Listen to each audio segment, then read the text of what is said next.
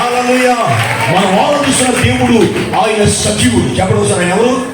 ఈ ప్రపంచంలో ఎంతో మంది ఆరాధికులు ఉన్నారు, అంటే ఆరాధనకు యోగ్యులుగా పిలువబడుతున్న ఉన్నారు, కానీ వారందరూ కూడా మృతులు, జీవము లేనటువంటి వారు, జీవించే వారుగా వేషాలు వేసుకుని బ్రతుకుతున్నవారు. కానీ క్రీస్తు ఒక్కడే ఈ ప్రపంచంలో జీవము కలిగిన వాడు, సజీవుడు. అందుకే ఆయన ఆరాధించిన బిడ్డలు కూడా సజీవులు. నమ్ములు వర్ధించుకోగలిగారు. యేసు ప్రభుని శుక్రవారం నాడు సిలువ వేశారు. గురువారం రాత్రి నుంచి ఆయనకి శ్రమలు ప్రారంభించబడి, శనివారం మొత్తం ఆయన సమాధి ఉన్నాడు, శుక్రవారం రాత్రి ఆయన సమాధి ఉన్నాడు. ఆదివారం 3వ రోజు ఉదయాన్నే ఆయన మరణ బంధకము నుంచి సజీవుడిగా మారాడు. ఈరోజు యేసు ప్రభు కనుక సజీవుడుగా ఉండకపోతే, ఆయన కనుక మరణాన్ని జయించి ఉండకపోతే ఈరోజు క్రైస్తవానికి విలువ లేదు.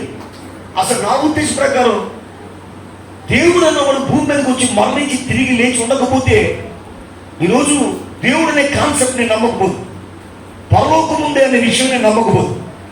నేను పరలోకం ఉంది అని నమ్మడానికి ఏకైక రుచి మీద ఉందంటే అదేంటంటే యేసు ప్రభు యొక్క ఖాళీ సమాధి ఆయన మరణించి తిరిగి లేపబడ్డాడు. ఎందుకంటే యేసు ప్రభు కనుక మరణించి తిరిగి లేపబడకపోతే ఈరోజు ఇదంతా అనవసరం, ఈ భక్తి వేసి, ఈ ఆరాధన వేసి. కాబట్టి ఆయన మరణించాడు, మరణించి తిరిగి లేపబడ్డాడు. ఆయన లేపబడడం వల్లే ఈరోజు మనందరూ సజీవంగా ఆయన ఆరాధించడానికి ఇష్టపడుతున్నాం. అందుకే ఇక్కడంటే యేసు ప్రభు లేచినటువంటి ఆదివారం నాడు అదే రోజు ఇద్దరు వ్యక్తులు అంటండి ఎమ్మాయి అని ఒక గ్రామానికి వెళ్తున్నారండి. చాలా జాగ్రత్తగా దేవుడు చాలా శ్రేష్టమైన విషయాలు మనతో మాట్లాడుగాక. వారు ఎమ్మాయి అనే ప్రాంతానికి వెళ్తున్నారు.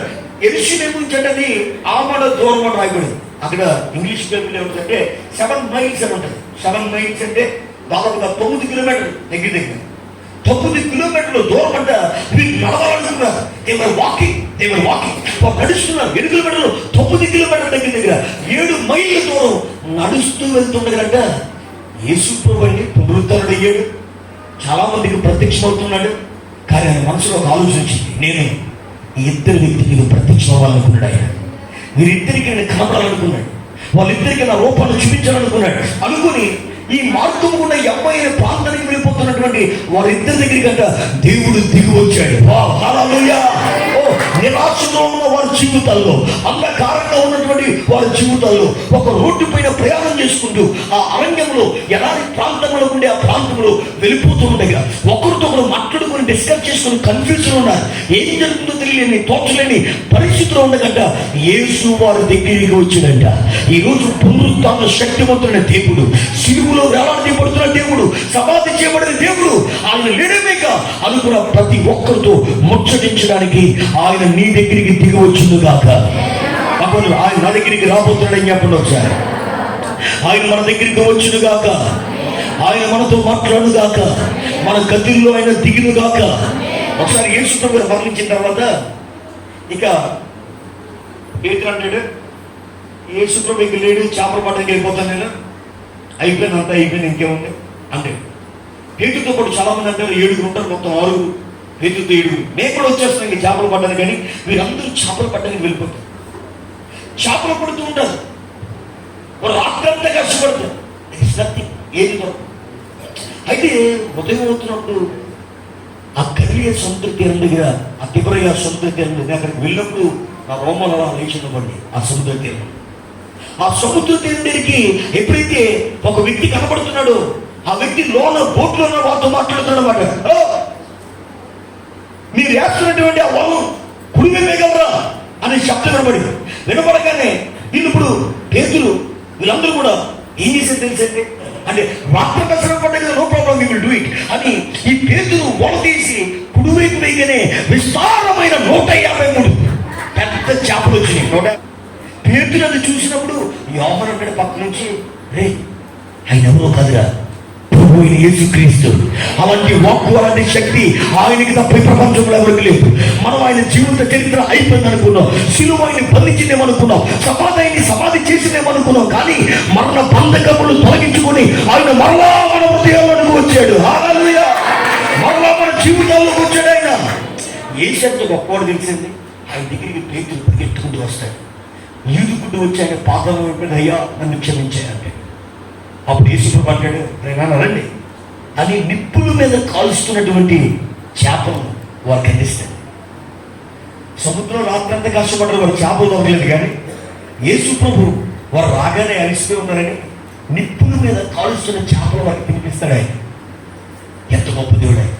ఈరోజు యేసు లేడేమో, ఆయన జీవితంలో మోకబడుకున్నాడు. ఆయన శనివారం తర్వాత మాట్లాడలేదు, నిశ్శబ్దంగా సమాధిలో ఉన్నాడు. ఆయన అనుకుంటూ ఉన్నారేమో మీరు, ఆయన సమాధిలో లేడు, ఆయన తిరిగి లేచాడు. ఈ మధ్య అవసరం ఎంతో మంది అయితే ఆయన రొట్టెలు ఇవ్వాలని ఆశ కలిగి ఉన్నారు, చేపలకు తినిపించాలని ఆశతో ఉన్నారు. ఎవరైతే నిప్పుల మీద కాల్చబడినటువంటి ఆహారము అనగా దేవుని వాక్యంతో దేవుడు నన్ను పోషించాలనుకున్నారు, ఈ మధ్య కాలంలో దేవుడు నిన్ను బలపరచబోతూ ఉన్నాడు. హల్లెలూయా. ఆయన నీ జీవితాన్ని స్థిరపరచును గాక. నేను ఈరోజు మాట్లాడుతున్న దేవుడు కొంతమంది జీవితంలో పునరుద్ధరణ శక్తిని ఇవ్వబోతూ ఉన్నాడు. హోలీ స్పిరిట్ మాట్లాడుతున్నాడు. ఇక్కడ బలిపీఠం మీద వాకింగ్ చెప్పాలంటే యాలకోలం ఎట్టగారం కానీ నీకు నేను మైక్ ఇచ్చి వచ్చి వాకింగ్ చెప్పిన తమ్ముడు పిల్లడు అంటే మీకు ఏం చెప్తారు మీకు తెలియదు. చెప్పినా ఎవడో వినరు, అందరికి నిద్ర వస్తుంది, నవ్వుకుంటారు, కేవలంగా ఉంటారు. కారణం అంటే బలిపీఠము దేవుని వాక్యం అనేది శక్తివంతమైంది. అది మాట్లాడుతున్నప్పుడు మన రోమాలు లభిస్తూ ఉండాలి. అది మాట్లాడుతున్నప్పుడు మన హృదయాల్లో మార్పులు రావాలి. అది మాట్లాడుతుండగా పశ్చాత్తాపం రావాలి. ఆ శక్తి కేవలం దేవుని వాక్యానికి మాత్రమే ఉంది. కాబట్టి వాక్యం జరుగుతుండగా ఏదో పురకథనట్టు కథలన్నట్టు వినకండి. ఆత్మావేశంతో వాక్యం చెప్తుండగా ఆత్మీయ జీవితంతో వింటూ ఉంటే దేవుడు మీ హృదయాన్ని మారుస్తాడు. లేకపోతే ఎన్ని సంవత్సరాలు మన బ్రతుకుల్లో మార్పు ఉండదు. పునరుద్ధరణ అంటే కరెక్ట్ ఇన్ఫర్మేషన్ చెప్తాను చూడండి. యేసు మరణం నుంచి తిరిగి లేచినట్లుగా పునరుద్ధరణ అనగా ప్రతి క్రైస్తవుడు మరణ దోషం నుంచి, మరణ సంబంధమైన క్రియల నుంచి పునరుద్ధరణ పొందడమే పునరుద్ధరణ శక్తి. మన బ్రతుకుల్లో పునరుద్ధరణ కలగాలి, మన మాటలో పునరుద్ధరణ కలగాలి, మన క్రియల్లో పునరుద్ధరణ కలగాలి, మన శైలి, మన జీవిత శైలిలో పునరుద్ధరణ ప్రజలు చూడాలి, మన బ్రతుకుల్లో గొప్ప మార్పు చూడాలి. ఈ రోజుల్లో పరిస్థితి ఎవరు చెప్తాను చూడండి. ఒకప్పుడు అన్యుల్లో ఉన్నప్పుడు ఎలా ఉన్నామో దేవుళ్ళకి వచ్చిన పేరుకి మాత్రం క్రైస్తవులు బాప్తిజం పొందారు. మీరు ఎవరు బిడ్డలు? దేవుని బిడ్డలు. కానీ ఆచారాలు, క్రియలు, బ్రతుకు సేమ్ అన్యుల్లాగే. వాడు చూసే సినిమా చూస్తాం, వాడు కొడుకుల దగ్గర కూర్చుంటాం, మనం కూర్చుంటాం, వాడు కొలుకోడ దగ్గర కూర్చుంటాం, మనం కొలుకోడ దగ్గర కూర్చుంటాం, వాడు సారదాతే, మనం సారదాతాం, వాడు పీరు అవుతాం, మనం పీరు అవుతాం. మనకి వాడికి డిఫరెన్స్ లేదు. వాడు సినిమా పాటలు వింటాడు, నువ్వు సినిమా పాటలు వింటావు. వాడు సినిమాలు చూస్తావు, నువ్వు సినిమా చూస్తావు. వాడు సీరియల్ చూస్తావు, నువ్వు సీరియల్ చూస్తావు. వాడు అసూతో కులుతూ ఉంటాడు, నువ్వు అసూయ కులుతూ ఉంటావు. నీకు వాడికి సంబంధం లేకుండానే ఒకేలాగా బ్రతుకుతున్నావు. వ్యత్యాసాలు లేవు. ఈ రోజున పునరుద్ధరణ ఏంటి తెలుసా? మరణపు జీవితాల నుంచి పునరుద్ధరణ జరగాలి. ఓ అంధకార క్రియల నుంచి పరిశుద్ధమైన వెలుగులోకి రావాలి. అది పునరుద్ధరణ పండగ అంటే. పునరుద్ధరణ పండగ మన బ్రతుకుల్లో దేవుడు మొదలు పెట్టిన కాక. హల్లెలూయా. అమ్మా, ఏం రావాలి మన హృదయాల్లో? పునరుద్ధరణ రావాలి. మన క్రియల్లో ఏం రావాలి? పునరుద్ధరణ శక్తి రావాలి. వీరిద్దరునంట మాట్లాడుకుంటూ వెళ్ళిపోతున్నారంటే ఈ అమ్మాయిని మార్గము 9 కిలోమీటర్లు నడుస్తూ వెళ్ళిపోతున్నప్పుడు యేసు ప్రభు వారి దగ్గరికి వచ్చి ఈ కేంద్రం వారి దగ్గరికి వచ్చి వారు మాట్లాడుకుంటుండగా ఆ సంగతులు వారు సంభాషించుకొని చూడగా వారు సంభాషించుకుని ఆలోచించుకొని చూడగా ఉండగా ఒకసారి పక్కన చూసి సంభాషించుకుంటారని చెప్పండి. ఈ సంభాషించుకునే అలవాటు అందరికీ ఉంటుందో ఉండదా? అందరూ మీరు సంభాషిస్తారా? కూర్చొని గంటలు సంభాషిస్తారు. కొన్ని సందర్భాలు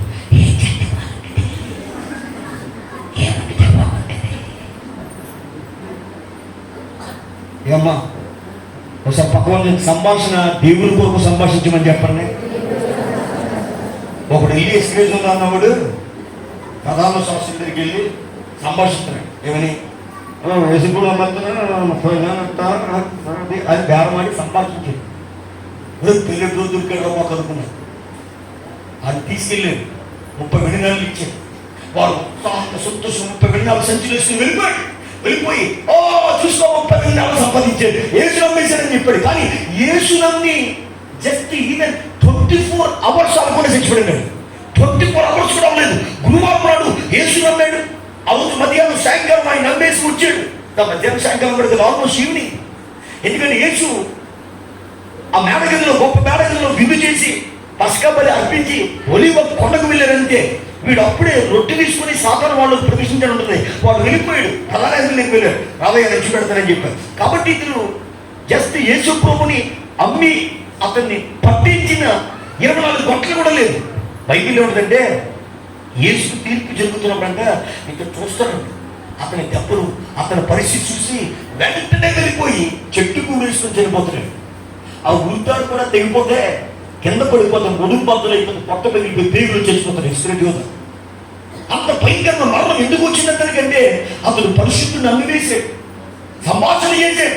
మన సంభాషణలు మన బ్రతుకికి ఆశీర్వాదకరంగా ఉండాలి, సంఘానికి మేలుకరంగా ఉండాలి, కుటుంబాలు కట్టబడేటట్టు ఉండాలి, నీ బ్రతుకు బాగుపడేటట్టు ఉండాలి. నమ్ముడు వాడు దేవునికి ఇష్టం తెలియదు. చాలా మంది కొత్త కొత్త అమ్మాయిలు కనబడుతున్నారు. ఇక్కడ సరిపోయేలా కొత్తగా వచ్చిన చేస్తున్నాం సార్. అది అఫ్కోర్స్ శుక్రవారం కూడా వచ్చి ఉండొచ్చు. చేద్దాం 1 2 3 4 5 6 7. సో యవన బిడ్డలు అందరికీ చప్పట్లు కూడా దేవుని మిమ్మల్ని దేవుడు దీవించి ఆశీర్వదించును గాక. హల్లెలూయా. I see new generation, new generation. ఎక్కడ అమ్మలంలో పెళ్లి చేసుకుని వెళ్ళిపోయి లైన్లో ఉన్నారు. దేవుడు మళ్ళీ కొత్త కొత్త వాళ్ళు తీసుకోండి. మీరు పర్మనెంట్ అమ్మా, లేకపోతే అప్పుడప్పుడు వచ్చి ముఖం చూపించుకోండి. ఎగ్జామ్ రాసి వెళ్ళిపోయి అయిపో నచ్చిందా మందిరం? దేవుని వాతావరణం బాగుంది కదా. You feel the presence of God. Very nice. Hallelujah. So దేవుడు మీ జీవితాల్లో ఆధ్యాత్మికమైన కార్యాలు జరిగించును గాక. దేవుని యొక్క కృప మనం స్వాధీనపరుచుకుందుము గాక. హల్లెలూయా. అరే తమ్ముడు, మీరందరూ మగ పిల్లలు తీసుకొచ్చారా? మేము రావడమే గొప్ప అనుకుంటుంది, నేను తీసుకురావడం. అది నిజమే రాదు, మీరు రావడమే గొప్ప. అది రియల్లీ గ్రేట్. మీరు కూడా పిల్లలు తీసుకుని రండి. దేవుడు మిమ్మల్ని ఖచ్చితంగా దీవించి ఆశీర్వదిస్తాడు. ఎక్కడున్నాను నేను, ఎక్కడున్నాను? సంభాషిస్తూ ఉన్నాడు. Speaking with. అయితే ఇప్పుడు వీళ్ళు ఏం చేశారంటే వారు కూడా ఒక్కొక్కరు సంభాషిస్తున్నారు. కానీ వారు ఏ విషయాన్ని సంభాషిస్తున్నారంటే క్రీస్తుని గురించి సంభాషిస్తున్నారు. ఆయన కొరకు మాట్లాడుతున్నారు. ఆయన శిలువ వేదన, ఆయన కాచిన రక్తం, ఆయన పడిన వేదన, ఆయన ఏదైతే చేశాడో అవన్నీ కూడా వారు సంభాషించుకుంటూ ఉంటున్న టైంలో అంటండి యేసు వారి దగ్గరికి వచ్చాడు. అయితే వారు ఆయనను గుర్తుపట్టలేకుండా వారి కన్నులు మూయబడి they could not identify Jesus. ఎందుకంటే యేసు ప్రభుని సమాధిలో పెట్టేటప్పుడు అతని రూపం ఎలా ఉందో వారు చూశారు కనుక యేసు ప్రభు యొక్క రియల్ ఫేస్ వారు పసిగట్టకపోయారు. పైగా యేసు ప్రభుడు గ్లోరిఫైడ్ బాడీతో ఉన్నాడు. గ్లోరిఫైడ్ బాడీ అంటే మహిమదేహం. మహిమదేహం అంటే ఏంటి? ఎవరైనా చెప్తారు, వాళ్ళు బహుమతి ఇస్తారు. సో మనకు రాబోతున్నటువంటి మహిమదేహంలో రక్తం ఎక్కువ ఉండదు. దేవుడే మనకి పరిపూర్ణమైన శక్తిని ఆత్మతో వేస్తాడు. That is the wonderful glorified body. So యేసు ప్రభు ఇప్పుడు ఆ దేహంతో ఉన్నాడు. సో యేసు ప్రభుని వీళ్ళు గుర్తుపెట్టకుండా వారు కన్నులు పోయిపోయాడు. యాసిడీసి యేసు ప్రభు 33.5 సంవత్సరాలు భూమి మీద ఎలా ఉన్నాడో అలాగే ఉన్నాడు ఇప్పుడు కూడా.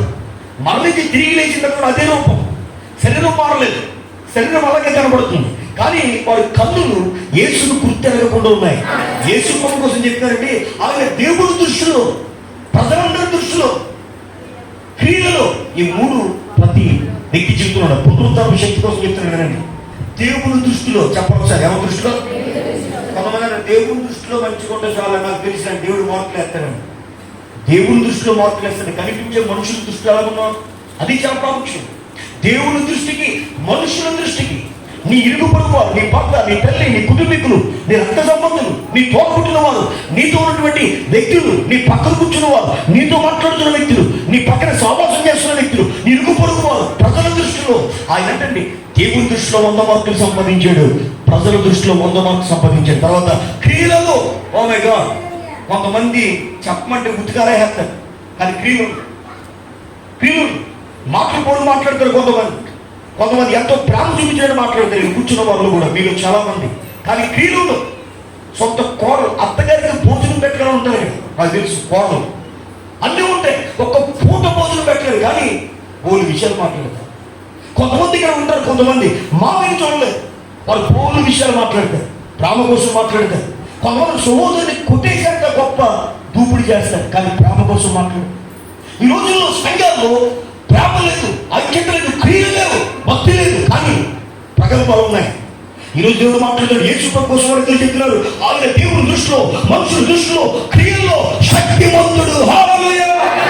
ఆయన వాక్చాతుర్యం కలిగిన వాడు, ఆయన ప్రసంగంలో శక్తివంతుడంట, ఆయన మాట్లాడుతున్నప్పుడు శక్తి ఉంటుందంట. ఈరోజు పరిశుద్ధాత్మ మాట్లాడుతున్న యేసు ప్రభువులో ఉన్న గొప్పతనాన్ని వారు మన కోసం మనం చెప్పుకోవడం కాదు, ఇతరులు చెప్పగలగాలి. వారిద్దరు యేసు ప్రభు కోసం యేసుకే గొప్పలు చెప్తున్నారు. ఓకే, నెక్స్ట్ పాయింట్లోకి వద్దాం.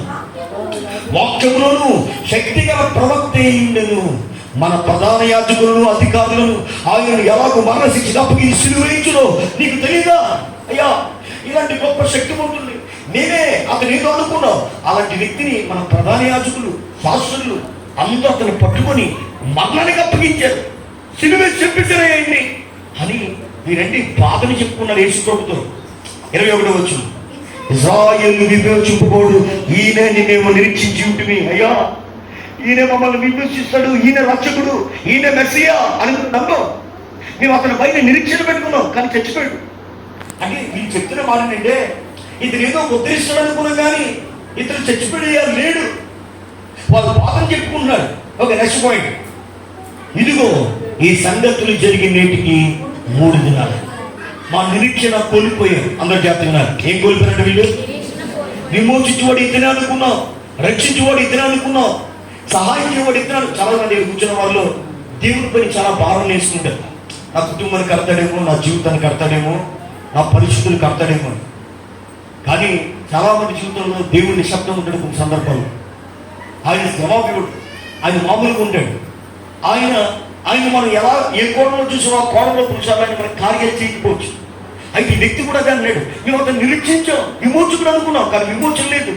ఆయన శిలువలో చచ్చిపోతే అక్కడ అతను లైఫ్ అయిపోయింది, మాకేమీ తెలియని స్థితిలో ఉన్నాం అని ఇతను మాట్లాడుతూ కింద ఒక మంచి మాట చెప్తున్నాడు. అదేంటంటే, అయితే మాలో కొందరు స్త్రీలు, అందరు గట్టిగా రెడీ చేతులు పెట్టి దేవునికి చూసాను. కొందరు స్త్రీలు చెప్పడం సార్, ఎవరు అందరున్నా కొందరా? యెరూషలేములో వేల మంది ఉన్నారు, కొందరు స్త్రీలు ఉన్నారు. వారు ఎలాంటి కూడా తెలుసా? దేవుని సమాధిని చూడాలనుకున్నారు, యేసు ప్రభువుని దర్శించాలనుకున్నారు, ఆయన దగ్గరికి వెళ్ళాలనుకున్నారు, ఆయన ముచ్చటించాలనుకున్నారు. ఆయన ఎక్కడ పాతి పెట్టాడో ఆ ప్రాంతానికి వెళ్ళిన వారి పురుషులు కాదు, మొట్టమొదటి సమాధి దగ్గరికి వెళ్ళి తెలుసా? హిస్టరీలో స్త్రీలు వెళ్ళారు. బైబిల్లో స్త్రీలు పరిచయం చాలా ఉంది. ఈరోజు ఒక సంఘం కట్టబడాలన్నా, సంఘంలో ఆధ్యాత్మిక వాతావరణాలన్నా మీరే, సంఘం చెడగొట్టాలని మీరే. ఎందుకయ్యా ఎలా చెప్తున్నానంటే, ఫర్ ఎగ్జాంపుల్ మొన్న మీ అందరికీ ఉపాసవాదం జరుగుతుంది.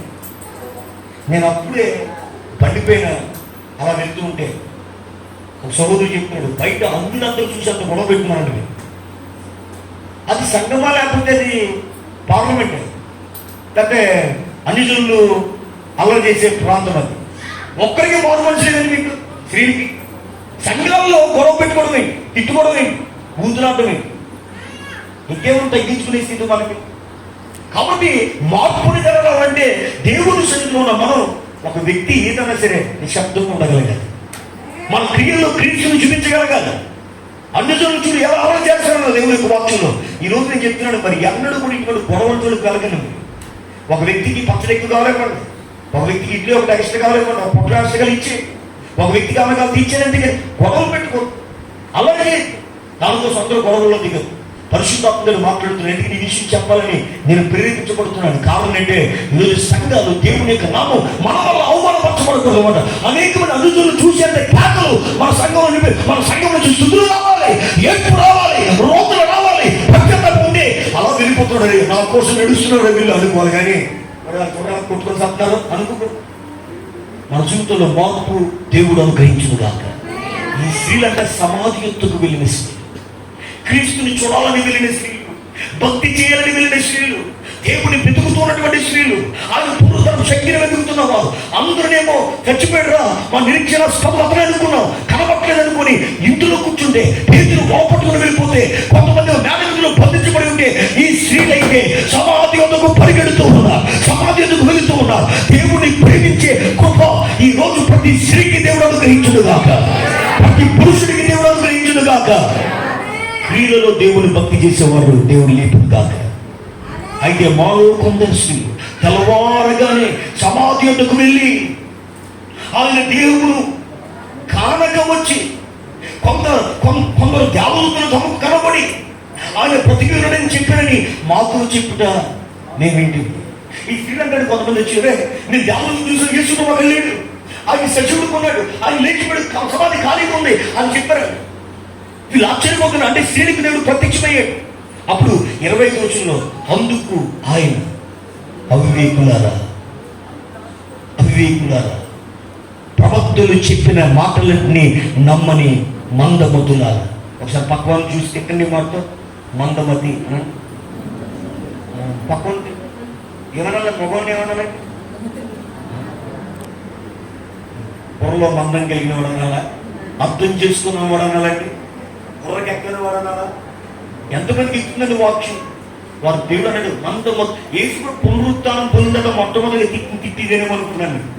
ఆ తిట్లు ఏమనుందంటే మందమతులారా, ప్రవక్తలు చెప్పిన మాటలు నమ్మని మందమతులారా. ఈరోజు మీరంటండి వాక్యాలు ఎన్నో విన్నారు. యేసు పోగలో ఈ దేవాలయాన్ని పడుకోకండి 3 దినాల్లో కట్టడాడు కానీ నమ్మలేదు. ఎన్నో మాటలు చెప్పాడు ఆయన, నమ్మలేదు. నమ్మని వ్యక్తులు ఈ రోజుల్లో కూడా చాలా మంది మందిరానికి వచ్చిన దేవుని పరిపూర్ణంగా నమ్మరు. వారు ఆచారాల మామలే, కట్టల మామలే, పద్ధతుల మామలే, లైఫ్ మామలే. ఈరోజు పరిపూర్ణమైన నమ్మిక దేవుని యందు మనందరికీ కలుగును గాక. నమ్మిన వాడు దేవునికి సొందరి. సో యేసు చెప్పిన మాట అక్కడ, నమ్మని మందమతులారా, క్రీస్తు ఇలాగూ శ్రమపడి తన మహిమలో ప్రవేశించిన అగత్యము కాదా? ఆయన చెప్తున్నాడు, క్రీస్తు ఇలా శ్రమపడి మహిమలోకి వెళ్తానని తెలియదు మీకు. ఆయన శ్రమ పడితేనే కానీ మహిమ చూడలేడు, మరణిస్తే కానీ పునరుత్థానం రాదు, మీకు తెలియదు విషయం అన్నాడు ఆయన. ఎంత గొప్ప దేవుడు! ఈరోజు మీ జీవితంలో కూడా శ్రమ ఉన్నా, మరణం ఉన్నా, పునరుత్థానం ఉందనే విషయం మనం మర్చిపోకూడదు. అప్పుడు యేసు ప్రభు 27 వచనంలో ఈరోజు మన సబ్జెక్ట్ అక్కడ ఉంది. 27 వచనం అందరూ చదవండి ఒకసారి. మోషేయు సమస్త ప్రవక్తలను మొదలుకొని లేఖనములన్నిటిలో తనను కూర్చుని వచ్చిన భావములను వారికి తెలిపినాడు. 7 మైళ్ళ దూరమేమో ప్రయాణ ప్రారంభంలో 1 మైలు నడిచిన తర్వాత యేసు వచ్చాడు వారి దగ్గరికి. వారితో ఆయన 6 మైళ్ళు నడుస్తూ ఉన్నాడు. 6 miles was walking with them. పునరుత్థానం దేవుతున్న యేసు సామాన్యమైన 2 మానవులతో మాట్లాడుతూ 6 మైళ్ళు పైన నడిచాడు. నడుస్తున్నట్ట మోషే ధర్మశాస్త్రం అంటే అర్థం ఏంటంటే ఆది కాలం నుంచి ద్వితీయోపదేశ కాలం వరకు ప్రవక్తల గ్రంథాలు అనగా కీర్తన మొదలుకొని పెద్ద ప్రవక్తలు యెషయా, ఇర్మియా, ఎహెజ్కేలు, దానియేలు, మలాకి, చిన్న ప్రవక్తలు అందరూ కూడా ప్రవక్తల గ్రంథాలు. యేసు అంటే ఆది కాండములో 3 వచనం 2 వచనం ఉన్నటువంటి వచనం మొదలుకొని ప్రకటన గ్రంథం వరకు, అంటే కొత్త నిబంధన నాకు రాయబడలేదు కదా, ఆల్మోస్ట్ ప్రవక్త గ్రంథాలంతరం వరకు, మలాకి వరకు ఏ ప్రవచనం అయితే ఆయన కోసం ఉందో ఒక్కొక్కటి కోట్ చేస్తున్నాడు దేవుడు. ఒక్కొక్కటి మాట్లాడుతున్నాడు. అలా మాట్లాడుతున్నట్ట మొత్తం వారికి ఏం చేసినాడు దేవుడు? ఎంత క్లియర్గా చూడండి. ప్రవచన పాపములను వారికి తెలుపుతూ వస్తున్నాడు. నమ్మని వారు దేవుడు సోదరు కదా. అంటే దేవుడు పునరుద్ధరణ అయిన తర్వాత వారికి 3వ వ్యక్తిగా సంభాషించడానికి వచ్చి ఆ 3వ వ్యక్తిగా సంభాషించిన దేవుడు అంట వారిద్దరి సంభాషణకు దిగి ఆయన లేఖనాన్ని సంభాషిస్తూ ఉన్నాడు, లేఖనాలు విస్తపరుస్తూ ఉన్నాడు. ఈరోజు ఆయన మాట్లాడుతుంటానంట వారి జీవితంలో ముయ్యబడిన ప్రతి ఒక్కరిని తరవబడుతుందంట. ఆగిపోయిన ప్రతి కార్యాలు వారి జీవితంలో మళ్ళా పునరుద్ధరణ పొందుకున్నాయన్నమాట. చల్లారిపోయినటువంటి వారి యొక్క నిరీక్షణ, కోల్పోయినటువంటి వారి భక్తి, మొదటిమైన వారి విశ్వాస జీవితంలో మరలా చిగురు ప్రారంభిస్తూ ఉంది. నమ్మిన వారు దేవునికి ఇస్తుంది కదా. ఆయన వారితో ముచ్చటిస్తూ ఉన్నాడు, వాక్యాన్ని సిద్ధపరుస్తూ ఉన్నాడు. లోనకు వచ్చినప్పుడు సమాధిలో ఉండాలనుకున్న యేసు సమాధి అతను బంధించింది అనుకున్నారు. కానీ వీళ్ళేమో యేసు ప్రభు లేడురా, ఆయన మాతో లేడు, ఆయన లెగలేదేమో అనుకుంటే యేసు ప్రభు డైరెక్ట్ గా వారి ఇంటిలోనికి వచ్చాడు. ఈరోజు యేసు నీ ఇంటిలోనికి వచ్చును గాక, నీ దేహంలోనికి వచ్చును గాక, నీలో ఆయన ప్రవేశించును గాక, నీ గుడారంలో ఆయన ప్రవేశించును గాక. మృతతుల్యమైన నీ దేవుని దేవుని పునరుత్థానం జరగబోతూ ఉంది. నేను దేవుని అడిగిన ప్రభా పునరుత్థానం అంటే అసలు ఏంటి అని అడిగితే దేవుడు చెప్పాడు, పునరుత్థానం అంటే కేవలం నేను మరణించి తిరిగి లేచినప్పుడు ప్రారంభించబడలేదు. అబ్రహాముకి 100 సంవత్సరాలు, శారాకి దాదాపుగా ఎన్ని సంవత్సరాలప్పటికి? శారాకి ఎన్ని సంవత్సరాలు? 90 సంవత్సరాలు. ఆమె గర్భం ఉడికిపోయింది. ఆమె పిల్లలు పుట్టడానికి పనిచేయని గర్భం శ్రీగర్భం నిలిచిపోయింది. ఆమె జీవితంలో సైక్లింగ్ లేదు, ఒక చక్రం ఆమె జీవితంలో తిరగట్లేదు. ఎండిపోయిన పొట్టతో ఉంది, ఎండిపోయిన నరములతో ఉంది. ఆ బ్రహ్మ కూడా ఎండిపోయిన వాడే. అయితే నేను వాడితో మాట్లాడుతుండగా వచ్చే సంవత్సరం ఇదే నాటికి నీ గర్భంలో కుమారుడు చూస్తూ ఉన్నప్పుడు ఎండిపోయిన ఆమె గర్భంలో పునరుత్థానం జరిగింది. పునరుత్థానం అంటే అర్థం ఏంటంటే ఏ ప్రాంతం అయితే డ్రై అయిపోయిందో, ఏ ప్రాంతం అయితే ఎండిపోయిందో, ఏ ప్రాంతం అయితే జీవం లేదో అక్కడ మొలకెత్తడమే, తిరిగి ఉద్యోగం రావడమే పునరుత్థానం అని చెప్పాడు ఆయన. అప్పటి నుంచి నేను వస్తూ ఉండగా దేవుడు బైబిల్ గ్రంథంలో ఎన్నో మలుపులు తీసుకుంటూ ఎక్కడెక్కడ పునరుద్ధరణలు జరిగినాయి, ఎక్కడెక్కడ అద్భుతాలు జరిగినాయి ఆయన చూపిస్తూ వస్తున్నప్పుడు ఇప్పుడు అవన్నీ చెప్పాలంటే ఆశ్చర్యపోతున్నాం. యేసుప్రభువే మోషే ధర్మశాస్త్రాన్ని, ప్రవక్తల గ్రంథాన్ని తిప్పి వారితో మాట్లాడుతూ ఉండగానంట వారి ఇంట్లో కమ్మన్నప్పుడు యేసు ఇంట్లోనికి వెళ్ళాడు. ఇంట్లోనికి వెళ్ళంటే ఆయన ఏం చేసేది తెలుసండి, ఆయన వారితో కూడా భోజనములకు కూర్చున్నప్పుడు ఒక రొట్టెని పట్టుకుని స్తోత్రము చేశాడు. అందరూ గట్టిగా దేవునికి స్తోత్రం. జస్ట్ 2 రోజుల క్రితం, గురువారం రాత్రి, శనివారం, శుక్రవారం, గురువారం రాత్రి ఇలాంటి రొట్టెని పుట్టుకొని వేసి కృతజ్ఞతస్తులు చెల్లించి తను విరిచి శిష్యులకు ఇచ్చాడు. ఆ గురువారం రాత్రి అప్పుడు వీళ్ళు కూడా ఉన్నారు. వీళ్ళు యేసుతో ఉన్నటువంటి వ్యక్తులు, యేసుని ఎరిగిన వ్యక్తులు. అందుకే మాలో కొందరు స్త్రీలు అని చెప్పారు వీళ్ళు. కానీ ప్రస్తుతానికి నిరీక్షణ కోల్పోయిన వారు, అంధకాల మార్గంలో ఉన్నవారు, కన్ఫ్యూజన్ ఉన్నవారు, క్రీస్తు పైన అనుమానం పడిన వారు, ఆయన లేడేమో బ్రతకలేదేమో అనుకుని అజ్ఞానంలో బ్రతుకుతున్న వ్యక్తులు యేసు చెడ్డ వారు బల్ల దగ్గర కూర్చొని ఒక రొట్టెను పట్టుకుని స్తోత్రం ఎప్పుడైతే చేశాడో, ఆ రొట్టెని ఎప్పుడైతే తిరిచాడో బైబిల్ ఏం చెప్తుంది తెలుసా, అంతటా వారి నేత్రములు తెరవబడి హల్లెలూయా, ఇది యేసు తప్ప ఎవరు కాదు. హల్లెలూయా. యేసును గుర్తించే కళ్ళు దేవుడు మనందరికీ అనుగ్రహించును గాక. కొన్ని వీళ్ళు యేసును రూపంలో చూడకపోయారు. ఆయన మాట్లాడుతున్నప్పుడు ఆయన స్వరం గుర్తు పెట్టాలి కదా. మహిమ దేహానికి వాయిస్ చేంజ్ అవ్వదు. యేసు ప్రభు మరియమ్మ యేసు ప్రభు చూడడానికి మధ్యనే మరి గంధల కడే సమాధికి వెళ్ళినప్పుడు ఆమె కంటే ముందు యేసు ప్రభు లేచి ఆ పక్కనే ఉంటాడు. ఆమె వచ్చి హరిహరిగా యేసు ప్రభు చూసి తోటమాడు అనుకుంటుంది. కొన్ని రూపాన్ని పసిగట్లేకపోయింది. యేసు ప్రభు తోటమాడు అనుకుంది. బాబు అయ్యా మీరు ఇక్కడ, అందులో ఒక అతను ఉండాలి, పాత బిడ్డలు యేసు ప్రభుని చూసారా అని అడుగుతాడు. ఆయన ఆమె చూసి అమ్మా అనగానే ఆమె రోమాలు లేచిపోయా నువ్వు యేసు అంటది. Hallelujah. She could identify the voice. Yesu ప్రభు స్వరాన్ని ఆమె గుర్తుపెట్టింది. కానీ వీళ్ళు 6 కిలోమీటర్లు నడుస్తూ వచ్చి యేసు ప్రభు మాట్లాడుతున్నారు. ఆయన స్వరాన్ని గుర్తెరగలేదు. కారణం అంటే ఆయన అసలు పరిపూర్ణంగా పునరుద్ధరణ చేయడనే మాట నమ్మలేదు. ఈ రోజుల్లో చాలా మంది ఆయన స్వరాన్ని గుర్తెరగలేదు. ఆయన స్వరాన్ని రుచి చూడరు.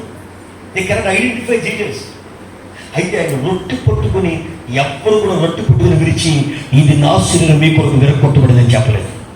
నేను ఒక్కడే చెప్పాడు. అంతకుముందు ఎవరు అలా చేసేవారు కాదు.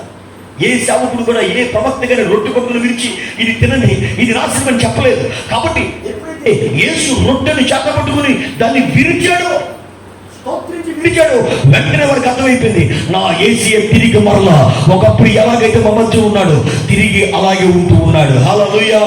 ఇక్కడ బైబిల్ ఏం చెప్తుందంటే కాగా ఆయన వారితో కూడా లోపల ఆయన వారితో కూడా భోజనం కూర్చున్నప్పుడు స్తోత్రం చేసి తన విరిచి వరకు పంచిపెట్టగా వారి కన్నులు తెరవబడి ఆయనను గుర్తుపట్టింది. అంతటా ఆయన వారికి అదృశ్యుడాయను. There is no talks. ఆయన ఏం మాట్లాడో మొత్తం మాట్లాడేశాడు కదా. ఆయన గుర్తుపట్టగానే ఇంక ఓవరాక్టింగ్ చేస్తారు. ఇంకేయో చేస్తారు గడవి. అందుకోసం యేసు ప్రభు వెంటనే అదృశ్యుడవుతే ఇప్పుడు షేర్ తీసుకోవడానికి యేసు ప్రభు లేడు. కాబట్టి ఇప్పుడు ఏం చేస్తారంటే ఇప్పుడు ఏ గదిలోకి వెళ్ళారో ఆ గదిలోంచి బయటికి పరిగెత్తాడు, వీటిలోకి వస్తాడు.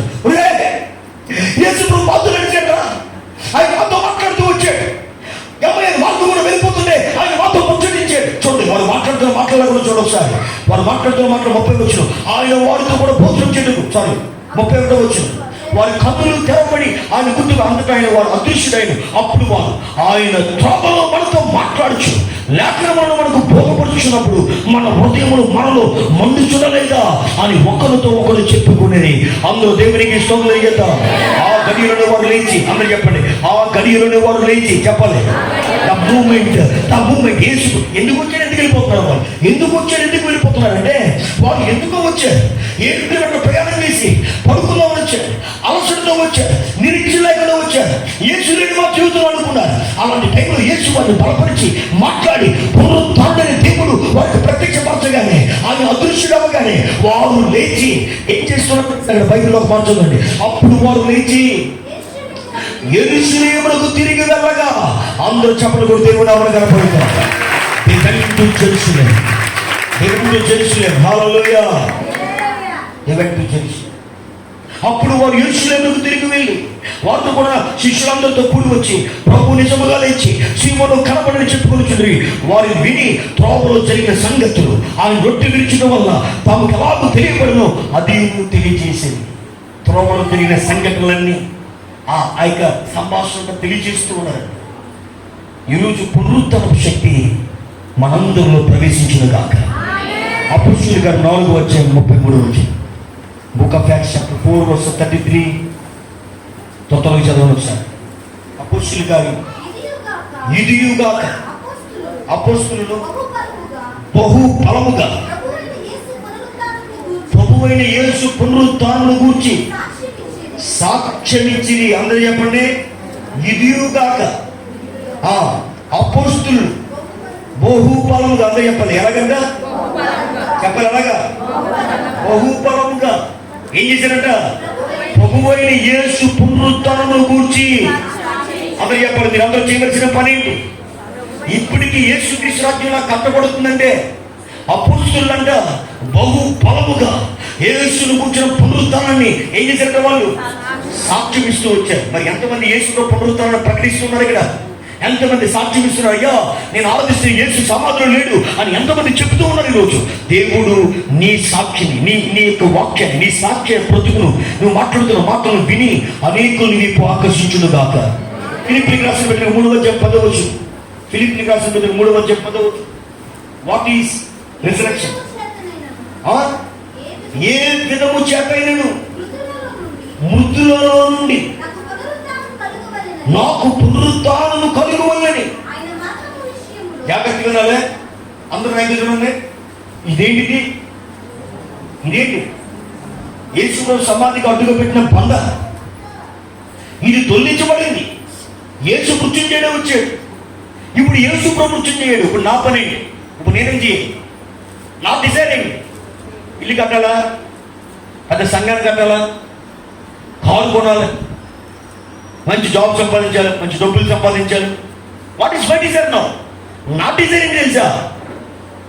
ఇప్పుడున్నటువంటి పౌలు గారి డిజైర్ చెప్తున్నాడు. మళ్ళీ ఒకసారి చదువు స్టార్టింగ్ నుంచి. ఏ విధము చేతనయ్యాను మృతులలో నుండి నాకు పునరుత్థానము కావాలని. అందరూ గట్టిగా దేవునికి స్తోత్రం చేద్దాం.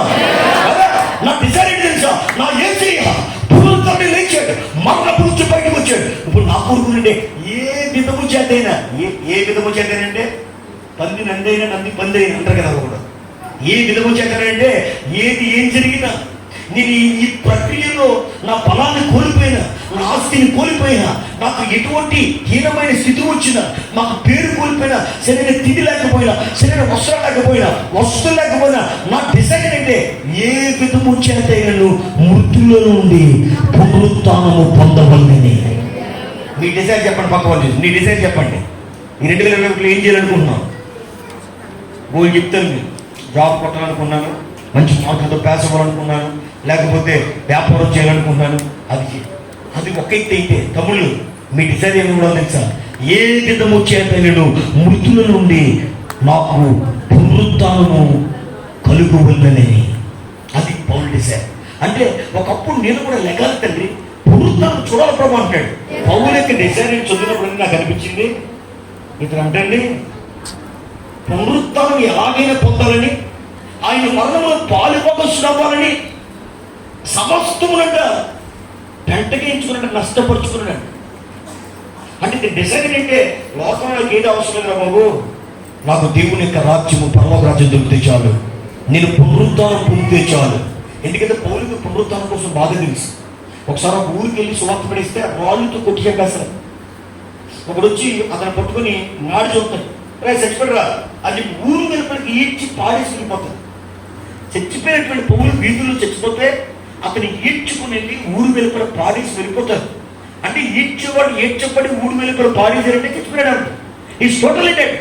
అలాంటి పౌలు చచ్చిపోయి ఉండగా ఎగ్జాక్ట్లీ బుక్ ఆఫ్ రెవల్యూషన్ లో మోషే ఏలియాలు మరలా భూమి మీదకి వచ్చినప్పుడు ఎలాగైతే చంపబడి వీధుల్లో వారు శవాలు పడిపోయారో, 3 రోజుల తర్వాత వారు ఎలాగైతే తిరిగి లేకపోతారో, అలాగే ఎగ్జాక్ట్ గా పౌలు గారు ఆ వీధిలో సభలో పడుంటే కుక్కలు చేత దేహాన్ని రక్తం నాకు పరిస్థితున్నప్పుడు దేవుడంట అతనికి పునరుత్థాన శక్తిని ఇవ్వగానే రాళ్ళతో కొట్టబడి గాయములు పలికి చచ్చిపోయిన పౌలు మళ్ళా పాతముల మోపి నిలిచి నడుచుకుంటూ ఏ ప్రజలైతే అతను రాళ్ళతో కొట్టి చెప్పారో అదే ప్రజల దగ్గరికి వచ్చి యేసు గొప్పవాడు ఆయన బ్రతికించని చెప్తే ఆ ఊరు ప్రజలకు ఎలా ఉంటుందండి? అలాగైన పునరుత్థానపు శక్తిని చూశాడు కాబట్టి అన్నాడు, అయ్యా ఈ పునరుత్థాన శక్తి చాలా బాగుందయ్యా, నా ఒంటికి దెబ్బలు తగిలేయో, నా శరీరంలో ఉన్న రక్తం అంతా వచ్చేసింది బయటికి, కానీ ఎలా బ్రతికింది? ఒకసారి రేపు పునరుత్థానం చాలా బాగుంటుంది కదా అని చెప్పండి. సార్ ఒకడు వచ్చి నిన్ను పటా కొట్టి బుద్ధి చెప్పేసి పొట్టలో కేకులు లాగేసి మొత్తం చక్కెరలు చేసి మొక్కలు చేసి చంపిగడి కింద పారేసి నువ్వు అన్ని అతికిపోయి మనం నుంచున్నావు. ఎలా ఉంటుంది నీకు? సినిమాలో చూస్తారు కదండి ఎలా తమ్ముడు అప్పుడు అందుకే ఎక్కడ అంటున్నావు, ఇప్పుడు ఒక బండి స్పీడ్ ఎడుతున్నా, కార్ స్పీడ్ ఎడుతున్నా, ఏదైనా కొన్ని ఎగతాళిగా గర్వంగా ఒక పిల్లలు చేశాడు అనుకున్న అంటే నేను అడుగుతారే ఇది గేమ్ కాదు, గేమ్లో లైఫ్లు ఉంటాయి. చూడు అర్థమైంది, గేమ్లో ఉంటారా లైఫ్లు ఉంటాయి, 3-4 లైఫ్ చెప్తాయి, లేదా 4-5 లైఫ్ చెప్తాయి. ఆ లైఫ్లు ఏంటంటే నువ్వు ఓడిపోయానుకో, నువ్వు చచ్చిపోనుకో, మళ్ళీ బతికేస్తా, మళ్ళీ బతికేస్తా, కారు కుట్టేది పడిపోతుంది, మొక్కలు అయిపోతుంది. ఆ లైఫ్ మళ్ళీ వచ్చేది, మళ్ళీ కారు మామూలు అయిపోతుంది. నీ లైఫ్ అలాంటిది కాదు. అర్రమైపోయి కారు చూసాను మొక్కలు అయిపోగానే పడిపోయి నువ్వు మళ్ళీ వేసి మళ్ళీ చూసుకొని హెల్మెట్ తీసుకుని అట్లా పెట్టుకుని వెళ్ళాం. మనకు మరలా పునరుద్ధరణ ఉంది. ఆ పునరుద్ధరణ మనం ఎలా కలిగిస్తుంది తెలుసా? మళ్ళీ మా దేహం కలిగిస్తాం. అప్పుడు పౌరుగా తెలుసు గాయం ఒక్కటి లేదు, రక్తమంతా పోయింది కానీ ఫుల్ ఎనర్జెటిక్ ఉన్నాడు. మరణ అసలు అతనికి ఏం జరిగింది తెలియదు. మరణించడం తెలుసు, దెబ్బలు తిన్నాం, గాయపరచబడడం తెలుసు. బట్ ఈ రిసీవ్ ఎగ్జాక్ట్లీ సేమ్ బాడీ. మునిపి దేవుడు పొందిన అందుకే అంటాడు, అయ్యా ఈ దేవునితో మరణాన్ని చనిపోతా నాకు తెలుసు, కానీ నాకు నీలాంటి దేవుని కావాలి, నీ ఉండే మహిమ దేవుని కావాలి. అందుకే ఏ విధము చేతైనా పునరుత్థానము పొందాలని, నీతో నీ మరణమును పాలుపంచులు రావాలని, నీలాగా మరణించాలని నేను ఎదురు చూస్తూ నాకున్నదంతా కూడా పెంటగా ఎన్నుకున్నాను. హల్లెలూయా. మాకు కూడా అసలు ఆస్తుల మీద ఏమంటే ఇది సంపాదన అట్ల మీద ఆశ, ఈ పాటికి సంపాదించాలని కాన్సెప్ట్ ఉంటే నాకుండే టాలెంట్కి కోట్లు కూడా సంపాదించింది తెలిసే. ఇది నా ఫింగర్స్తో చేసేది ఆర్కప్గా, నా హ్యాండ్స్ పూలు చేయలేవు, ప్లాస్టిక్ పొట్టాలు పట్టుకొని చేశాను. అర్థమైంది? ఏదైనా ఇది నేను రాత్రి 2 గంటలకు చేశాను. జస్ట్ సింపుల్ డిజైన్ దేవుని కోసం ఏదో చేయాలి. ఎదురైతే మీరు చూసే ఏదైనా సరే నాకు ఏదైనా అప్పచెప్పి ఇలాంటిది 1000 అడుగులు చేయమని చేస్తాను. ఎందుకంటే ఐ కెన్ డూ. ఎటువంటి వ్యాపారం చేయగలరు. ఎవరు టైల్స్ వర్క్ చూపించారనుకోండి, 2 రోజుల్లో అలా చూసినట్టు ఆ వర్క్ నేను చేయగలను. ఏదైనా చేయగలను. కారణం అంటే కొంతమందికి కూడా ఆర్టిస్ట్ అయితే ఇప్పుడు సంపాదించండి, ఎంతో సంపాదించు. కొంతమంది డౌట్ కూడా వచ్చుంటారు. లాస్ట్ గారు ఏంటంటే ఇక్కడ ఉంటుంది, ఈ మధ్యన గుంటూరులో తిరుగుతున్నారు. 3 ఉన్నాం మేము అన్నదమ్ములు. 3 ఒక సంఘంలో ఎందుకు ఎంతో అభిషేకం ఇచ్చాడు, ఎంతో టాలెంట్స్ ఇచ్చాడు దేవుడని దూరంలో జరుగుతుంది. అయినా అప్పుడప్పుడు బలపరచడం ఎగిరికి వస్తున్నాం. అంతేగాని వేరే కాన్సెప్ట్ ఏం కాదు. చాలా మందికి డౌట్లు ఉంటాయి. నన్ను ఇప్పుడు 3 అడిగారు, మీరు ఉండొచ్చు కదండి, ఎందుకు ఉండలేదండి, ఇక్కడ ఉంటే బాగుంటుంది కదండి. ఉంటే బాగుంటుంది కదంటే ఉంటాం. 15 సంవత్సరాలు 20 సంవత్సరాల దగ్గర నేను పరిచయం చేసి, కాబట్టి ఇప్పుడు నా గోల్ ఏంటంటే ఇప్పుడు దేవుడు అక్కడ ఒక సమీపంగా ఉంది, ఇక్కడ అనేక మందిని బలపరచు. ఇప్పుడు ఉద్దేశం ఏంటంటే ఇంకా బయటికి విస్తరించాలి. బయటికి వెళ్ళి విస్తరించడం అంటే అర్థమేంటి? ఇక్కడ ఉన్నాం కాబట్టి అర్థమవుతుంది మీ అందరికీ. కాబట్టి ఆస్తులు సంపాదించాలనే కాన్సెప్ట్ కాదు, ఏదో సంపాదించాలనే కాన్సెప్ట్ కాదు, రిక్తుడుగా ఏదైనా దేవుడికి ఒక చేయాలనే కాన్సెప్ట్. మా నాన్నగారు మరణించినప్పుడు దాదాపుగా మాకు చాలా లక్షలు వచ్చింది. అవన్నీ కూడా దేవుడి యొక్క సేవలోకి వచ్చి పడేసి, మా అమ్మగారు బ్యాంకులో 5 లక్షలు ఎంత వేస్తే అవి కూడా వితిన్ 1 ఇయర్లో తీసేసాం. వితిన్ 1 ఇయర్ వెళ్ళడం, బ్యాంకులో నించోడం. మదర్, మా అమ్మగారు కూడా అంటుంది, ఓకే సన్ తీసేయండి చేసేది మీటింగ్స్. ఇవన్నీ దేవుని కోసమే, మా సొంత విషయాల కొరకు కాదు. కారు కొన్నాం, అమ్మేసాం పరిచయం కోసం. తర్వాత కొన్ని స్థలాలు ఉన్నాయి, అమ్మేసాం పరిచయం కోసం. అంటే మన సంపాదన అంతా పెట్టగించుకున్నాం మాత్రమే. ఆస్తుల కొరకు పోరాడడం లేదు ఇక్కడ. నమ్మిన దేవునికి స్తోత్రం చేద్దాం. ఒకవేళ ఆస్తుల కొరకు పోరాడి ఏదో సంపాదించాలనుకుంటే ఎక్కడే కేసునేసి ఇది నాది, తెచ్చినాది, ఇది నాది అనే టైప్లో ఉంటారు మనిషి. మీకు అర్థమైందండి? సమస్తముకి వ్యక్తులుగా ఎక్కడికో వెళ్ళి సేవ చేసే ఆత్మ సంపాదించే కాన్సెప్ట్తో నేను ఉన్నాను. మా ఇంట్లో అందరూ కూడా అలాగే ఉంటారు. ఎవరు కూడా ఆస్తుల మీద ఆలోచన ఉండదు. ఆస్తుల మీద కానీ తలంపులు లేవు. మన సంపద అంతా ఆత్మ రక్షించాలి. మన సంపద అంతా కూడా పునరుత్థానం పొందాలి. పౌలంటాడు, అయ్యా సమస్తం పెద్దగా ఎంచుకున్నాను, కారణం అంటే నేను పునరుత్థానపు శక్తిని పొందాలి. ఐ వాంట్ ఈ రాత్రి మధ్యకాలంలో దేవుడు పునరుత్థానపు శక్తి మన ఎముకల్లో అనుగ్రహించును గాక. ఎమ్మనల్లి గారు ఉన్నారనుకోండి, ఒకసారి ఒక పాట రాశాను. ఆ పాట ఆయన పాడుతున్న స్టూడియోలో మొత్తం వచ్చి ఆ పాట నాకు ఇచ్చేది 70,000 ఇస్తాను. సినిమా షూటింగ్ చేసుకుంటాను, సినిమా పాటలో మార్చేస్తున్నానండి. అంత మల్టీ టాలెంట్ ఉన్న వ్యక్తి. ఇండియన్ ఐడియా ఉంటుంది, పాడుతో తీగ ఇలాంటివి ఉంటాయి. అలాంటికి వెళ్ళిపోతే ఫస్ట్ అవార్డు వినింగ్ వస్తుంది. కొన్ని రోజుల్లో ఫిల్మ్లో వెళ్ళిపోవచ్చు. 3 ఆపర్చునిటీస్ ఉంటాయి. ఎందుకు మాట చెప్తాడు? వాల్మీ గారు అనుకోండి, జాతృషన్ శిష్యుడితో తబలా వాయించిన ఎక్కాడు ఒకప్పుడు. మల్టీ టాలెంట్స్ ఉన్న వ్యక్తి, కానీ దేవుడి సేవ చేయాలని సమస్తం వదిలేసి ఇక్కడ బ్రతుకుతున్న పరిస్థితి మీకు అందరికీ అర్థమవుతుంది కదా. కాబట్టి మనం కూడా అలాంటి స్థితిలోకి వెళ్దాం. ఒకసారి 1 కొరింథీయులకు రాసిన పత్రిక 15:21 వచ్చిన తర్వాత ఒకసారి, మనుషుని ద్వారా మరణము వచ్చెను కనుక మనుషుని ద్వారానే మృతుల పునరుత్థానమును కలిగెను. అందరికీ దేవునికి స్తోత్రం కదా. ఎవరి వల్ల మళ్ళీ వచ్చినట్టండి? మనుషులు. అందుకోసం మళ్ళీ మనుషుల వల్లే. ఏ మనుషులైనా, నేను రాత్రి చెప్పాను, దేవుడికి మనుషులకు మధ్యవర్తి కూడా ఆయన క్రీస్తు చేశాడు. ఆ నరుడు మరణం వల్ల మనకి ఏం కలుగుతుందంటే ఇప్పుడు పునరుత్థానం. పక్కన నాకు పునరుత్థానం కలిగిందని చెప్పండి. నాకు అపోస్తలుడైన పౌలు గారు చెప్పిన మాటలో శక్తి ఎలా కనబడుతుందంటే, దేవుని యొక్క పునరుత్థానాన్ని బాగా పసిగట్టినవాడు ఎవరు ప్రపంచంలో? అపోస్తలుడైన పౌలు. అందుకే ఆయన ఒకసారి యేసు ప్రభు యొక్క పునరుత్థానాన్ని పొందిన తర్వాత ఆయన రూపాన్ని చూసినప్పుడు, ప్రకాశవంతమైన వెలుగుని చూసినప్పుడు కొన్ని రోజులు అయిపోతుంది. అతని భక్తిలో బాగా డెవలప్ అయిపోతుంది. గొప్ప ఉన్నతమైన స్థితికి వెళ్తాడు. అప్పుడు ఒక రోజు అతను కూర్చొని అంటాడు, ఓ వర్ణమా నీ ముళ్ళెక్కడ? ఓ వర్ణమా నీ విజయం ఎక్కడ అంటాడు. ఒకసారి అందరూ కూడా ఇలా సమాధి వైపు చూపించి, సమాధి పనుల వైపు చూపించి చెప్పండి, ఓ వర్ణమా చెప్పండి, నీ ముళ్ళెక్కడ? ఓ మరణమా నీ విజయం ఎక్కడ? అందరూ దేవునికి సౌందర్యంగా. మరణమునకు శక్తి లేకుండా చేశాడు దేవుడు. మరణపు ముళ్ళును విరగొట్టలేక. ఇప్పుడు మరణం అందుకని ఎలాంటి పొల్లు లేని మామూలు చూశారు, పొల్లు లేని వృత్తులు రోజులే చెప్తే చాలా బాగుంటుంది. అని కొడుకునా మనం చెయ్యి నొప్పి రాదు, ఎందుకంటే పొల్లు మరణం అలాంటిది. మరణం ఉందా కానీ దానికి బలం లేదు. తేలిక ఉందనుకోండి, దానికి ముళ్ళు ఉందనుకోండి, అది డేంజర్. అది పుట్టిందంటే వాచిపోతాడు, నొప్పి వస్తుంది. కానీ ముళ్ళు లేని తేనెటీగ పుట్టిన నొప్పి ఏంటి? మరణం ఇప్పుడు ముళ్ళు లేని తేనెటీగలాంటి, విషము లేని పాములాంటిది. ఎందుకంటే దేవుడు దాని మరణ ఫలాన్ని తొలగించాడు శిలువలో. కాబట్టి మరణం కామనగంటకు వస్తుంది, కానీ మనకు మరణ నిత్య జీవం ఉంది. అది దేవుడు ఇచ్చిన. కాబట్టి ఈరోజు పౌలుగా చెప్తున్న మాటలు ఎంతో బలం ఉంది. అయితే 1 పేతురు 1:3 వచ్చారు. 1 పేతురు 1:3 వచ్చును తొందరగా. 1 పేతురు 1:3 వచ్చును. మన ప్రభువు యేసుక్రీస్తు తండ్రి అయిన దేవుడు స్తుతింపబడును గాక. మృతులలో నుండి యేసుక్రీస్తు తిరిగి లేచుట వలన జీవముతో కూడిన నిరీక్షణ మనకి కలుగుటప్పుడు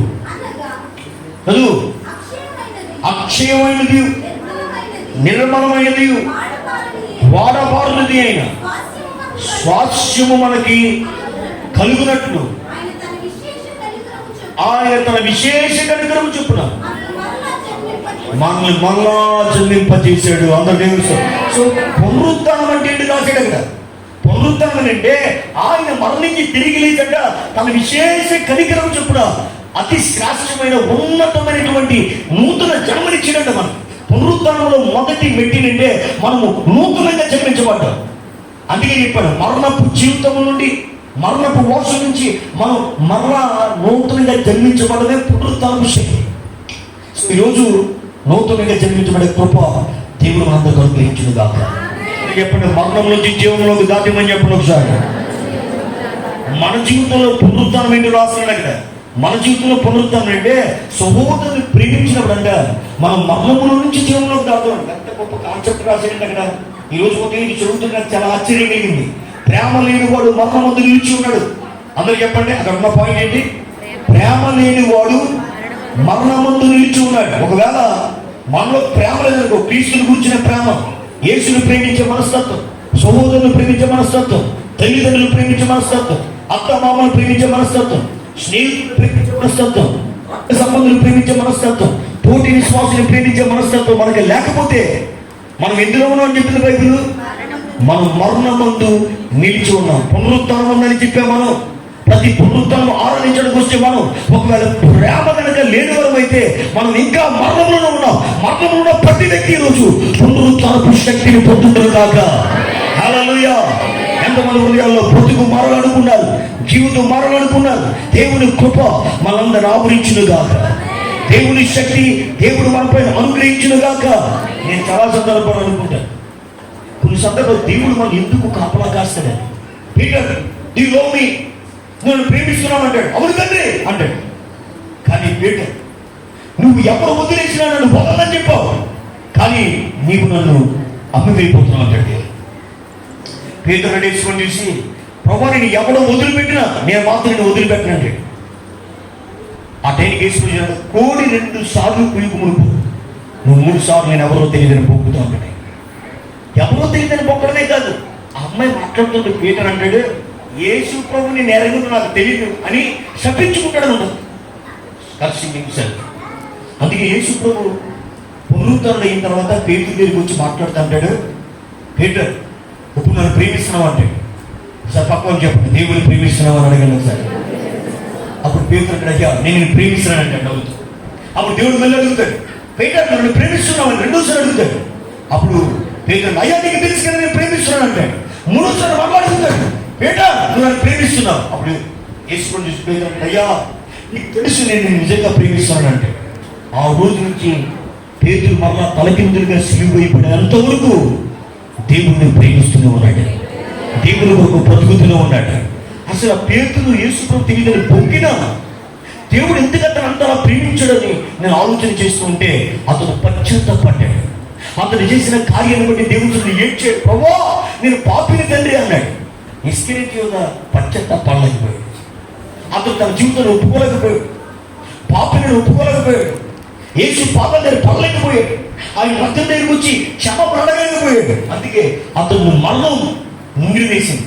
కానీ పేతురునైతే జీవము ఆహ్వానించింది, జీవము అతన్ని ఆక్రమించుకుంది. ఈరోజు మనమంతా ప్రేమ లేకుండా ఉంటే మరణములో నిలిచి ఉన్నామంట. ఈరోజు మరణ బంధకం నుంచి బయటికి రావాలంటే మనం ప్రేమించేవారుగా మాట. దానికి ఎందుకు మనం మంచి వచ్చిన వచ్చింది ఒకసారి, దానికి ఎందుకు వచ్చిన మరణములో నిలిచి ఉన్నాం. తర్వాత నుంచి తన సహోదరుని ద్వేషించేవాడు నరహంతకుడు. అందరూ చెప్పండి, కత్తి పట్టి పొడవడం కాదంట, సహోదరుని ద్వేషించేవాడు ఎవరంట? నరహంతకుడు. ఎంతమంది ఇప్పుడు మనుషులు చెప్పేవారు ఇక్కడ? తన సహోదరుని ద్వేషించేవాడు. ద్వేషించడం అంటే ఒక 100 మంది ఉన్నారు అనుకోండి, 100 మంది ఉన్నారు, ఒక 200 మంది ఉన్నారు, మీ కుటుంబంలో 4 ఉన్నారు, 5 ఉన్నారు, ఒకనొకలా చూడండి. ఒకరిని ద్వేషించాడు నరహంతకుడు. మీ ఇంట్లో 8 మంది ఉన్నారు అనుకో, ఒకరిని ద్వేషించేవాడు నరహంతకుడు. 8 మందిని ఒకలా చూడగలిగారు.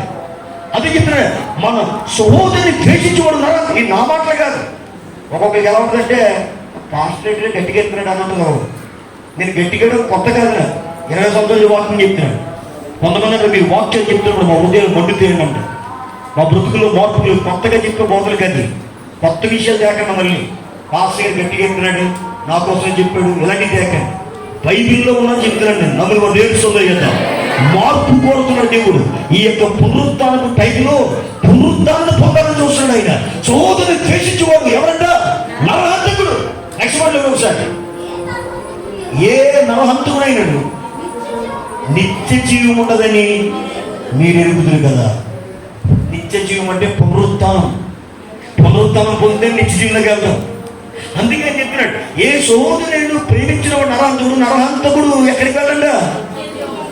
చెంపితే నరహంతుడు కాదు, ప్రేమించకపోతే నరహంతుడు. కాబట్టి నిత్య జీవం కావాలన్న ప్రతి వ్యక్తి, నిత్య జీవం అడుగు పెట్టిన ప్రతి వ్యక్తి, పునరుత్థానంలో అడుగు పెట్టిన ప్రతి వ్యక్తి ఈరోజు ఈ వర్తమానం వింటూ ఉండగా, అయ్యా నాలో ఉన్న ద్వేషాన్ని తొలగించు, పగల తొలగించాను. ఎందుకో కొంతమందిని ప్రేమించలేకపోతున్నాను, ఎందుకో ఒక వ్యక్తిని సరిగ్గా ప్రేమించలేకపోతున్నా, ఎందుకో ఒక వ్యక్తి సరిగ్గా మాట్లాడలేకపోతున్నా, నా తోటి సోదరుని ప్రేమించలేకపోతున్నా, క్షమించలేకపోతున్నా, నా భర్తతో సరిగ్గా ఉండలేకపోతున్నా, నా పిల్లలతో సరిగ్గా ఉండలేకపోతున్నా. నన్ను దర్శించగలవా? దేవుడు నిన్ను దర్శించబోతూ ఉన్నాడు. ఆయన కృప నీపైకి దిగి రాబోతూ ఉంది. కయ్యూను స్వభావం కలిగి ఉండొద్దని చెప్పాడు ఆయన. ఎందుకంటే కయ్యూను సహోదరుని చంపేశాడు. శత్రు యొక్క ఆశ్రమం. ఈరోజు పునరుత్థానం రోజు దేవుడు మాట్లాడుతుండగా పునరుత్థానపు శక్తితో దేవుడు మనందరినీ ఆవరించునుగాక, ఆవరించునుగాక, బలపరచునుగాక, స్థిరపరచునుగాక, మహిమ కార్యాలు దేవుడు మన నింపునుగాక, ఆయన మహిమ అభిషేకంలోనికి దేవుడు మనం నడిపించునుగాక. అందరూ లేచిన పడదు ఒకసారి ప్రజలు లేచి